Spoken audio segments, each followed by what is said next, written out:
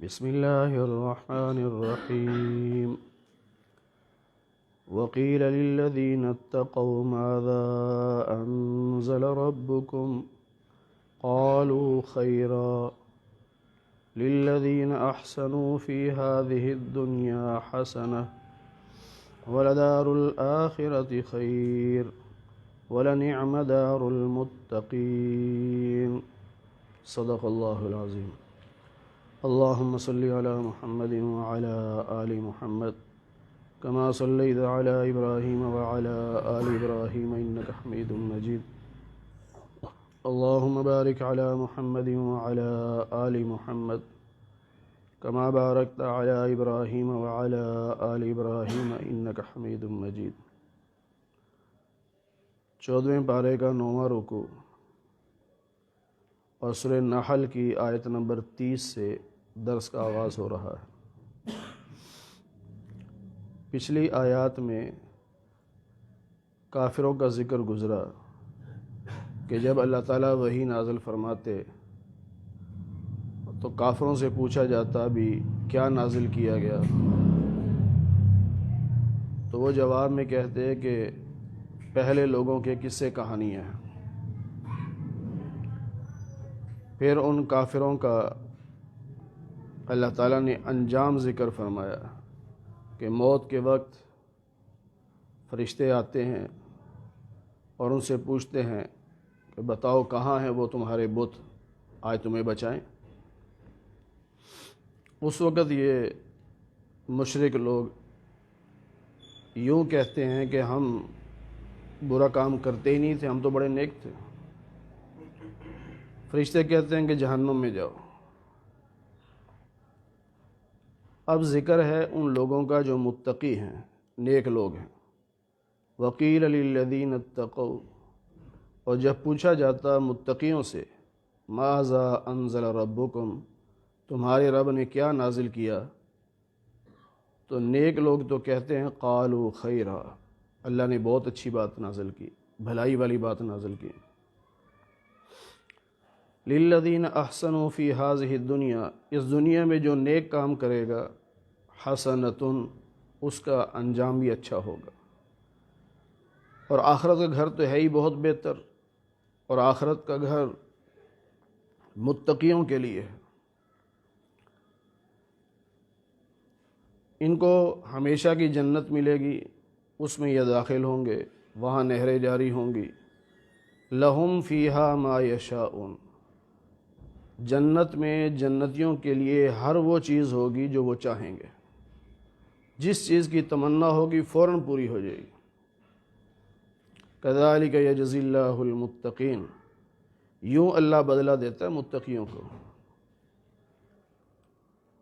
اور متقیوں کی جب موت کا وقت آتا ہے تو بڑے نیک فرشتے آتے ہیں، بڑا صاف ستھرا بن کر، خوبصورت بن کر، جنت کی نعمتیں لے کر اس کے پاس آتے ہیں اور آگے کہتے ہیں سلام علیکم، تمہیں سلام ہو۔ اور پھر اسے کہتے ہیں کہ جنت میں داخل ہو جا، کیونکہ تو نے بڑے نیک کام کیے۔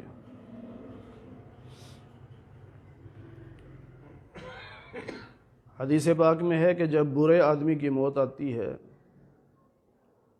تو فرشتے بھی ڈراؤنی شکلیں بنا کے آتے ہیں، ان کو دیکھ کر یہ ڈر رہا ہوتا ہے، اس کی روح نکلنا نہیں چاہتی، وہ جسم میں بھاگ رہی ہوتی ہے، تڑپ رہا ہوتا ہے، اس لیے پھر فرشتے اس کو تھپڑ مارتے ہیں اور اس کی روح کو زبردستی نکالتے ہیں۔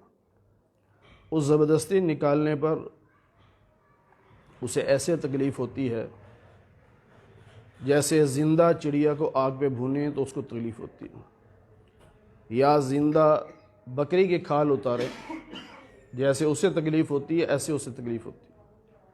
لیکن نیک آدمی کی جب موت کا وقت آتا ہے تو فرشتے بڑے خوبصورت انداز میں جنت کی نعمتیں لے کر آتے ہیں، یہ انہیں دیکھ رہا ہوتا ہے اور اس کی روح نکال لی جاتی ہے ایسے جیسے مکھن میں سے بال نکال لیتے ہیں، اسے کوئی تکلیف نہیں ہوتی۔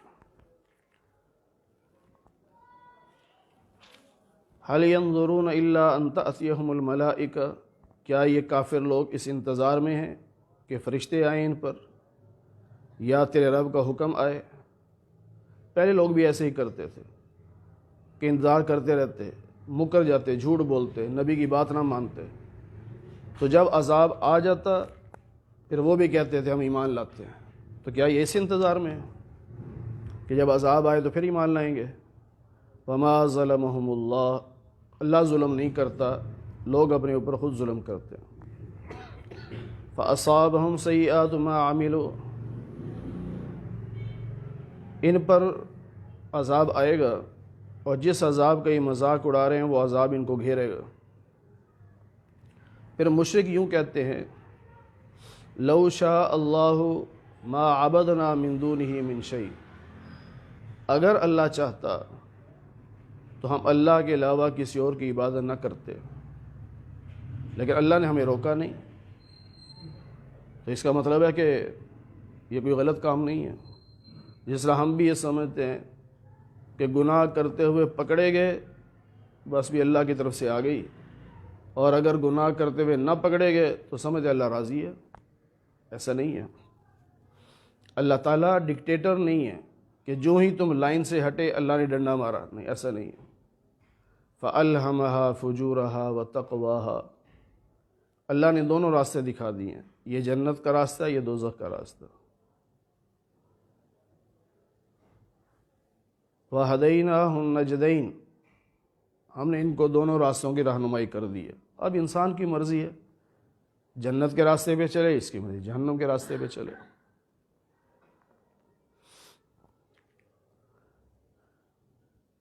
تو مشرک یوں کہتے ہیں کہ اگر اللہ چاہتا ہم اللہ کے علاوہ کسی کی عبادت نہ کرتے، نہ ہم کرتے، نہ ہمارے باپ دادا کرتے، اور نہ ہم اللہ کے علاوہ اپنی مرضی سے کسی چیز کو حرام قرار دیتے، اللہ روک دیتا. اللہ فرماتے پہلے لوگ بھی ایسی باتیں کرتے تھے، ان کو پتہ ہی نہیں کہ رسول کس لیے آتا ہے. فَهَلْ عَلَى الرُّسُلِ إِلَّا الْبَلَاغُ الْمُبِينُ، رسول جو آتا ہے وہ تبلیغ کے لیے آتا ہے، بس منوانے کے لیے نہیں آتا. رسول کا کام اللہ کا پیغام پہنچانا ہے. آگے انسان کو اختیار دیا رب نے کہ تیری مرضی ہے نبی کی بات مان کے جنت میں جا، تیری مرضی ہے مخالفت کر کے جہنم میں جا. وَلَقَدْ بَعَثْنَا فِي كُلِّ أُمَّةٍ رَسُولًا، ہم نے ہر امت میں ایک رسول بھیجا اور اس نے ان سب سے کہا ان اعبدوا اللہ، اللہ کی عبادت کرو اور شرک سے بچو، بت پرستی سے بچو. فَمِنْهُمْ مَنْ هَدَى اللَّهُ، پھر ان میں سے بعض کو اللہ نے ہدایت دے دی اور بعض گمراہ ہو گئے. یہ ہر دور میں ہوا. نبی کی دعوت کے بعد کچھ لوگ نبی کو ماننے والے، کچھ انکار کرنے والے، تو ہوتا رہا. فَسِيرُوا فِي الْأَرْضِ، تمہارا کام ہے زمین میں ذرا چل پھر کے دیکھو ان جھٹلانے والوں کا انجام کیا ہوا. قرآن پڑھ کے دیکھ لو، سیرت کی کتابیں پڑھ کے دیکھ لو، تمہیں پتہ چل جائے گا ان کا انجام کیا ہوا. ان تحرص علی ہداہم، اگر تم حریص ہو، یعنی تمہاری تمنا یہ ہے کہ ان کو ہدایت مل جائے، تو سنو، جسے اللہ گمراہ کر دیتا ہے نا پھر اللہ ہدایت نہیں دیتا. مسلمان کو اس کی ہدایت کی فکر پر ثواب ملے گا. ہم دعا کرتے ہیں یا اللہ پوری دنیا کے کافروں کو اسلام کی دولت دے دے، ایمان کی دولت دے دے، ہمیں ثواب ملے گا. لیکن ہماری چاہت پر اللہ ان کو ہدایت دے دے، ایسا نہیں ہوگا. ہدایت ملے گی اللہ کی چاہت پر. اللہ جس کو چاہے ہدایت دے، جس کو چاہے گمراہ کرے، وہ اللہ کا نظام ہے. وَمَا لَهُم مِّن نَاصِرِينَ، اور جنہیں اللہ گمراہ کر دیتا ہے ان کی پھر کوئی مدد بھی نہیں کر سکتا. وَأَقْسَمُوا بِاللَّهِ جَهْدَ أَيْمَانِهِمْ، یہ کافر لوگ اللہ کا نام لے کر قسمیں کھاتے تھے، بڑی پکی پکی قسمیں. کیا؟ لا يبعث اللہ من يموت، کہ جو مر جائے گا اسے اللہ دوبارہ زندہ نہیں کرے گا. یہ قسمیں کھاتے تھے، مر گیا اللہ زندہ نہیں کریں گے. اللہ کہتے کیوں نہیں؟ وعدن علیہ حقا، یہ اللہ کا وعدہ ہے، سچا پکا وعدہ ہے کہ اللہ دوبارہ زندہ کرے گا. لیکن اکثر لوگ علم نہیں رکھتے. اچھا دوبارہ کیوں زندہ کرے گا اللہ؟ قیامت کے دن سب کو اٹھائے گا نا. کیوں اٹھائے گا؟ فرمایا اس لیے لیبین لہم الذی یختلفون فیہ، ایک حکمت تو یہ ہے کہ جن باتوں میں یہ آپس میں اختلاف کرتے تھے اللہ اس کا فیصلہ سنائیں گے کہ صحیح کون تھا غلط کون تھا۔ تو یہ فیصلے کا دن رکھا، تو اب ظاہر ہے جب سب کو زندہ کریں گے تو فیصلہ سنائیں گے نا۔ اور دوسری چیز وَلِيَعْلَمَ الَّذِينَ كَفَرُوا أَنَّهُمْ كَانُوا كَاذِبِينَ، اب کافر دنیا میں شور مچا رہا ہے، کوئی قیامت نہیں، کوئی مر کے دوبارہ زندہ نہیں ہونا، یہ سب مولیوں نے باتیں بنا رکھی، لوگ کہتے ہیں۔ اب جب مر گئے تو اب معاملہ ختم ہو جائے، اللہ کہتے ہیں نہیں، ہم دوبارہ زندہ کریں گے تاکہ کافر اپنی آنکھوں سے دیکھیں کہ قیامت قائم ہو گئی، اور ان کو یہ یقین آ جائے کہ واقعی ہم جھوٹ بولتے تھے، یعنی کافر کو سمجھ آ جائے کہ ہم دنیا میں جھوٹ بولتے تھے۔ اب رہی یہ بات کہ سارے انسانوں کو دوبارہ کیسے زندہ کیا جائے گا۔ انسان تو یہ سمجھتے ہیں نا بڑا مشکل کام ہے، ہزاروں سال پہلے جو آدمی مر گیا ہم سمجھتے ہیں کہ اس کے ذرات پتہ نہیں کہاں گئے ہو، کیسے زندہ ہوگا۔ بھئی اللہ نے پہلے بھی تو ہمارے ذرات مٹی سے اکٹھے کر کے بنائے نا، مٹی سے کے ذرات جمع کر کے ہمیں پیدا کر دیا، تو پھر دوبارہ ہم مٹی میں جا کے ہمارے ذرات مکس ہو گئے، تو کیا دوبارہ اللہ وہاں سے ذرات اٹھا کے نہیں بنا سکتا؟ اللہ نے یوں سمجھایا کہ دیکھو ہم تو صرف اتنا کہتے ہیں کن ہو جا فیکون، وہ ہو جاتا، ہماری تو طاقت یہ ہے۔ تم سمجھ رہے ہو کہ بڑا مشکل ہے، مشکل نہیں۔ اور یہ لفظ کن بھی ہمارے سمجھانے کے لیے ہے، وگرنہ اللہ اس کا محتاج نہیں ہے کہ کن کہے، اللہ اس کا محتاج نہیں، اللہ دل میں ارادہ کرتا ہے وہ کام ہو جاتا ہے بس۔ والذین ہاجروا فی اللہ من بعد ما ظلموا، مکہ میں جن صحابہ پر بڑا ظلم ہوا یا آئندہ چل کے مسلمانوں پہ ظلم ہوا اور مسلمانوں نے وہ شہر چھوڑ دیا، اللہ کی رضا کے لیے ہجرت کی، تو لنبوئنہم فی الدنیا حسنہ، ہم دنیا میں اس ہجرت کی وجہ سے بہت اچھا ٹھکانہ دیں گے۔ جو اللہ کی رضا کے لیے ہجرت کرے اللہ کہتے ہیں ہم اچھا ٹھکانہ دیں گے اور آخرت میں بہت بڑا اجر دیں گے، کاش لوگوں کو پتہ ہو۔ اور یہ وہ لوگ ہیں جنہوں نے صبر کیا اور اپنے رب پہ بھروسہ کیا۔ اللہ فرماتے ہیں کہ آپ سے پہلے بھی جتنے رسول ہم نے بھیجے سب کے سب مرد تھے، الا رجالن، مرد تھے۔ اور یہ مرد و عورت کا کنسیپٹ یہ انسانوں میں ہے یا جنات میں ہے، فرشتوں میں تو نہیں ہے۔ فرشتوں میں مرد عورت نہیں ہوتا، مذکر مؤنث نہیں ہوتا۔ تو یہ اللہ نے سمجھا دیا کہ کوئی رسول ایسا نہیں تھا جو نوری مخلوق میں سے ہوتا، جو دنیا میں آئے، جو دنیا میں رسول آئے، انسانوں کی ہدایت کے لیے آئے، وہ سب مرد تھے۔ جب مرد تھے تو ظاہر انسان تھے، بشر تھے۔ باقی فرشتوں میں بھی رسول ہیں لیکن وہ فرشتوں کے لیے ہیں اور اللہ کا پیغام پہنچانے کے لیے ہیں، انسانوں کی ہدایت کے لیے نہیں ہے۔ انسانوں کی ہدایت کے لیے اللہ نے انسانوں ہی کو رسول بنا کے بھیجا۔ نوحی الیہم، ہم ان کی طرف وحی بھیجتے تھے۔ فاسألوا اہل الذکر ان کنتم لا تعلمون، اگر تمہیں معلوم نہیں تو علماء سے پوچھ لو۔ اب بعض لوگ کہتے ہیں نہیں جی نہیں، تقلید تو شرک ہے، تقلید نہیں کرنی، تقلید شرک ہے۔ تو نعوذ باللہ اللہ شرک کا حکم دے رہے ہیں کہ تمہیں جو مسئلہ نہیں پتہ تو کسی اہل علم سے پوچھ لو۔ فاسألوا، پوچھو، اللہ کہہ رہے ہیں۔ اب یہ پوچھنا ہی تو تقلید ہے نا، اور کیا ہے؟ ایک آدمی پوچھتا نہیں ہے، خود مطالعہ کر کے مسئلہ نکالتا ہے، وہ تو مجتہد ہوتا ہے۔ اب ہر بندہ مجتہد نہیں، عام آدمی جب کسی عالم سے، مفتی سے مسئلہ پوچھے گا تو پوچھ کے عمل کر کے، یہی تقلید ہے۔ اور اللہ کہہ رہے ہیں فاسألوا اہل الذکر ان کنتم لا تعلمون، اگر تمہارے پاس کسی مسئلے کے بارے میں علم نہیں تو پھر علم والوں سے پوچھو۔ بالبینات والزبر، ہم نے جو رسول بھیجے تھے نا سارے مرد تھے، وہی بھیجتے تھے ان کی طرف، اور ان کو ہم نے معجزات بھی دیے، اور ہم نے ان کو کتابیں یا صحیفے بھی دیے۔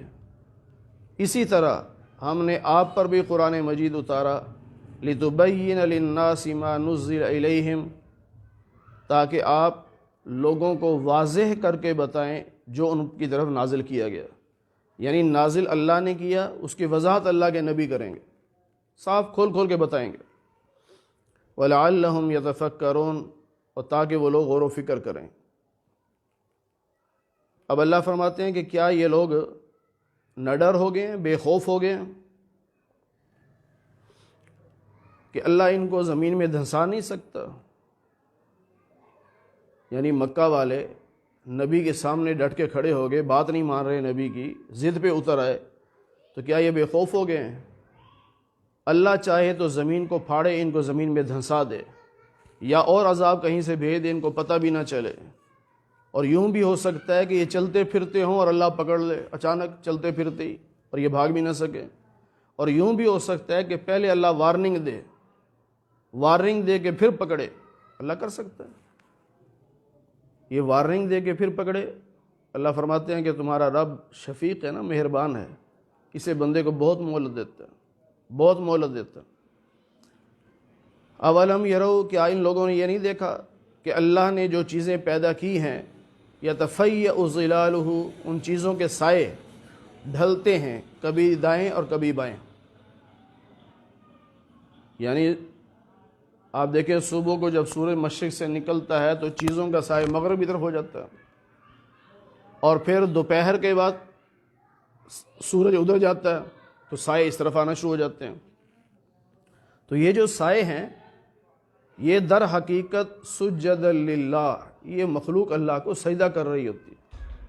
ہم سمجھتے ہیں سایہ ہے، اللہ کہتے ہیں سایہ نہیں، وہ در حقیقت اللہ کو سجدہ کر رہے ہوتے ہیں۔ اور یہ ساری مخلوقات بہت عاجز ہیں، رب کے سامنے بڑی عاجزی کرتے ہیں۔ اکڑتا ہے تو انسان اکڑتا ہے، باقی تو سارے عاجزی کرتے ہیں۔ وَلِلَّهِ يَسْجُدُ، اللہ ہی کو سجدہ کرتا ہے جو کچھ آسمانوں اور زمینوں میں ہے، جتنے بھی جاندار ہیں، حتیٰ کہ فرشتے بھی اللہ ہی کو سجدہ کرتے ہیں، اور وہ تکبر نہیں کرتے۔ یہ انسان ہے جو تکبر کرتا ہے کہ رب کے سامنے سجدہ نہیں کرتا، جھکتا نہیں رب کے سامنے۔ نماز کا چھوڑ دینا ایسے ہے جیسے تکبر کرنا ہے، اور یہ اللہ کو پسند نہیں ہے۔ یخافون ربہم من فوقہم، یہ فرشتے اپنے رب سے ڈرتے ہیں، اپنے اوپر سے اپنے رب سے ڈرتے ہیں، اور وہی کرتے ہیں جو اللہ حکم دیتا ہے، اپنی مرضی نہیں کرتے۔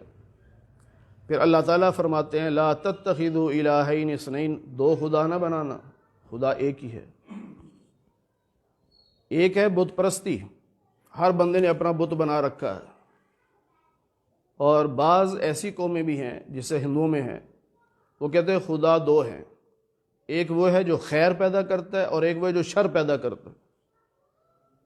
اللہ کہتے ہیں دو خدا نہ سمجھنا، ایک ہی خدا ہے، چاہے شر ہو چاہے خیر ہو، سب اللہ کے حکم سے پیدا ہوتا ہے۔ فَإِيَّايَ فَارْهَبُونَ، صرف مجھ ہی سے ڈرو، زمین و آسمان کی ہر چیز اللہ کی ہے، لہٰذا عبادت بھی ہمیشہ اللہ کی کرو۔ افغیر اللہ تتقون، کہ اللہ کے علاوہ کسی اور سے ڈرتے ہو؟ اللہ سے ڈرا کرو۔ وما بکم من نعمت، اور جو کچھ تمہارے پاس نعمت ہے نا، فمن اللہ، یہ اللہ کی طرف سے ہے، تمہارا کوئی کمال نہیں، جو بھی نعمت ملی یہ اللہ کی طرف سے ملی ہے۔ ثم اذا مسکم الضر، اور کبھی حالات خراب ہو جائے نا تو پھر تم بہت چیختے ہو، چلاتے ہو، روتے ہو پھر، اور جب اس تکلیف کو ہم دور کر دیتے ہیں تو پھر ساتھ ہی شرک شروع کر دیتے ہو۔ جب تکلیف میں ہو تو چلاتے ہیں، روتے ہیں، رب سے مانگتے ہیں کہ یا اللہ تکلیف دور کر دے۔ اللہ فرماتے ہیں جب تکلیف دور کر دیتے ہیں تو پھر انہی کے لوگ ہیں جو شرک شروع کر دیتے ہیں۔ بیمار پڑے رہے، بڑا علاج کرایا نہیں، اور رو رہے یا اللہ مہربانی کر دے، یا اللہ مہربانی کر دے، اللہ نے صحت دے دی۔ اب کوئی پوچھے خیریت ہے، بڑا عرصہ بیمار رہے، اچانک کیا ہوا؟ وہ بھائی داتا صاحب گیا تھا، ٹھیک ہو گیا۔ پہلے رب سے مانگ رہا تھا، رب ہی نے صحت دی، لیکن جب صحت مل گئی اب شرک شروع کر دیا، فلاں نے دے دیا جی، فلاں نے شفا دے دی۔ اللہ کہتے ہیں یہ دیکھو کیسا عجیب انسان ہے یہ. اور یہ شرک اس لیے کرتے ہیں تاکہ ہماری دی ہوئی نعمتوں کی ناشکری کریں. کوئی بات نہیں، تھوڑی سی زندگی ہے نا دنیا کی، مزے کر لو، پھر تمہیں سب پتہ چل جائے گا، مرتے ہی پتہ چل جائے گا کہ کون دینے والا تھا، کون تمہیں صحت دینے والا تھا، کون عزت دینے والا تھا، کون اولاد دینے والا، مرتے ہی پتہ چل جائے گا. اور پھر ان مشرکوں کا حال یہ ہے کہ اللہ کے دیے ہوئے رزق میں سے ان کا حصہ نکالتے ہیں جن کو یہ جانتے بھی نہیں ہیں. یعنی بتوں کے نام کا حصہ نکالتے ہیں اور بتوں کی حقیقت کو جانتے بھی نہیں ہیں، تو بتوں کے نام پہ چڑھاوے چڑھاتے ہیں. تاللہ، اللہ کی قسم، تم سے پوچھا جائے گا، تم یہ جو جھوٹ بول رہے ہو نا، یہ جو گھڑ رہے ہو، جو شرک کر رہے ہو، ضرور پوچھا جائے گا. وَيَجْعَلُونَ لِلَّهِ الْبَنَاتِ، اور یہ مشرک بھی عجیب لوگ ہیں، اللہ کے لیے بیٹیاں بناتے ہیں، اور وَلَهُم مَا يَشْتَهُونَ، اپنے لیے جو جی چاہتا ہے، یعنی بیٹے، کیونکہ بیٹے پسند کرتے تھے. عرب والے بیٹی پسند نہیں کرتے تھے، وہ تو زندہ دفن کر دیتے تھے. تو اللہ کہتے ہیں کہ اپنے لیے بیٹے پسند کرتے ہیں، اور رب کے بارے میں کہتے ہیں کہ فرشتے سارے اللہ کی بیٹیاں ہیں. یہ عجیب بات ہے. سبحانہ، اللہ اس عیب سے پاک ہے. اللہ فرماتے ہیں اپنا حال دیکھو، ان کا اپنا حال دیکھو کہ جب ان میں سے کسی ایک کو خوشخبری سنائی جاتی ہے بالانثیٰ، کہ تیرے ہاں بیٹی ہوئی. خبر نہیں کہا اللہ نے، اللہ کہ خوشخبری ہے. بیٹی کا پیدا ہونا تو خوشخبری ہے، اللہ فرما رہے ہیں. اور بیٹی کا دینا تحفہ ہے، یہ تو ہبہ ہے اللہ کی طرف سے. یہب لمن یشاء اناثا، اللہ نے پہلے ہی ذکر یہ کیا، اللہ جس کو چاہتا ہے بیٹی دیتا ہے، بطور تحفہ دیتا. نبی کریم صلی اللہ علیہ وسلم کو اللہ نے پہلے 4 بیٹیاں دی ہیں. اگر بیٹی عیب ہوتا تو اللہ اپنے محبوب کو بیٹی نہ دیتا. پھر نبی علیہ السلام نے فرمایا کہ جس عورت کے ہاں پہلے بیٹی پیدا ہو وہ عورت بڑی سعادت مند ہوتی ہے. تو اللہ فرماتے ہیں جب ان کو خوشخبری سنائی جاتی ہے کہ تمہارے یہاں بیٹی ہوئی، ظل وجہہ مسودہ، چہرہ سیاہ ہو جاتا ہے، مرجھا جاتا ہے. وہو کظیم، اندر گھٹن محسوس کرتی ہے، کیا بیٹی ہو گئی. اس لیے آپ نے دیکھا ہوگا بہت سارے لوگ اطلاع ہی نہیں کرتے کہ ہوا کیا. اور کوئی پوچھ لے بھئی تمہارے گھر کیا ہوا، بس یہ کیا بتائیں، بیٹی ہوئی ہے. اگر بیٹا ہوتا تو ہم آپ کو فون کر کے اطلاع دے دیتے، بیٹی ہوئی ہے. یہ ہم مسلمانوں کا حال ہے کہ بیٹی کی پیدائش پر منہ لٹک جاتے ہیں، ناراض ہو جاتے ہیں، بیٹی کیوں پیدا ہوئی. اور یہاں تک کہ بیٹی کی پیدائش پر بعض لوگ بیویوں کو طلاق کی دھمکی دے دیتے ہیں، اب بیٹی ہوئی تو میں طلاق دے دوں گا. اور بھائی نہ یہ مرد کے اختیار میں ہے نہ عورت کے اختیار میں ہے، یہ تو اللہ کے اختیار میں ہے. اگر عورت مجرم ہے کہ اس کے یہاں بیٹی کیوں پیدا ہوئی، تو مرد بھی تو مجرم ہے نا. تیرے یہاں کیوں بیٹی پیدا ہوئی؟ اگر یہ جرم ہے تو یہ جرم نہیں ہے، یہ اللہ کی مرضی ہے. جسے چاہے بیٹے عطا کرے، جسے چاہے بیٹیاں عطا کرے، یہ اللہ کی مرضی ہے. اللہ فرماتے ہیں یتوارا من القوم، اب لوگوں سے چھپتا پھرتا ہے. اطلاع نہیں نا بیٹی ہے، اب چھپتا پھرتا ہے. پھر کیا کہتا ہے، ایمسکہ علی ہون ام یدسہ فی التراب. ان کا معیار دیکھیے کہ سوچتا ہے کہ بے غیرت بن کر بیٹی کو زندہ رکھوں یا غیرت مند بن کر اسے زندہ دفنا دوں. غیرت کا معیار یہ ہے، بیٹی کو زندہ رکھے اپنے گھر میں، کہتے بڑا بے غیرت ہے، بیٹی رکھی ہوئی ہے گھر میں. اور اگر اسے زندہ دفن کر دے کہ بڑا غیرت مند ہے. جس طرح ہمارے یہاں بھی بعض برادریوں میں ہوتا ہے کہ جی کسی نے جھوٹ موٹ بول دیا تمہاری بیٹی فلاں کے ساتھ دیکھی گئی. اچھا، اب وہ اپنی غیرت یہ دکھاتا ہے کہ جس کو گولی مار دو، سینہ تان کے پھرتا ہے. ہم بڑے غیرت مند لوگ ہیں، ہم نہیں سن سکتے، ہمارا تو مزاج ہے، گولی مار دیتے ہیں. یہ کون سی غیرت ہے بھائی؟ اللہ نے تمہیں حق نہیں دیا، قتل کرنے کا حق تمہیں رب نے نہیں دیا، تو پھر کیوں قتل کرتے؟ تم قاتل ہو. تو اللہ فرماتے ہیں کہ یہ سوچتا ہے، الا ساء ما یحکمون، یہ جو اس کی سوچ ہے نا بہت غلط سوچ ہے. جو آخرت پر ایمان نہیں رکھتے ان کی حالت بہت بری ہے. اور اللہ کی شان تو بہت بلند ہے نا، اللہ کی شان تو بہت بلند ہے. وَهُوَ الْعَزِيزُ الْحَكِيمُ، وہ اللہ غالب ہے، زبردست ہے، حکمت والا ہے، وہ جو چاہے کر سکتا. اللہ تعالی ہمیں قرآن کریم کی صحیح سمجھ نصیب فرمائے. الحمدللہ رب العالمین والعاقبۃ للمتقین والصلاة والسلام علی سید الانبیاء والمرسلین وعلی آلہ واصحابہ اجمعین. اے اللہ ہم سب کے صغیرہ کبیرہ گناہوں کو معاف فرما. اے اللہ درس قرآن کو اپنی بارگاہ میں قبول فرما. اے اللہ بیماروں کو صحت کاملہ نصیب فرما، بے روزگاروں کو حلال رزق نصیب فرما. اے اللہ جتنے مسلمان دنیا سے جا چکے سب کی مغفرت فرما دے. اے اللہ سب کو جنت الفردوس میں اعلیٰ مقام نصیب فرما دے.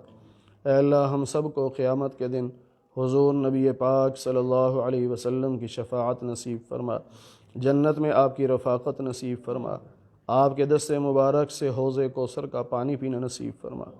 اے اللہ جیسے آج ہم آپ کے قرآن کے نام پر اکٹھے ہیں، اے اللہ ہم سب کو جنت میں بھی اکٹھا فرما دے.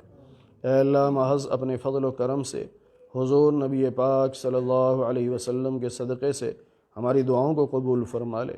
وصلی اللہ علی النبی الکریم برحمتک یا ارحم الراحمین.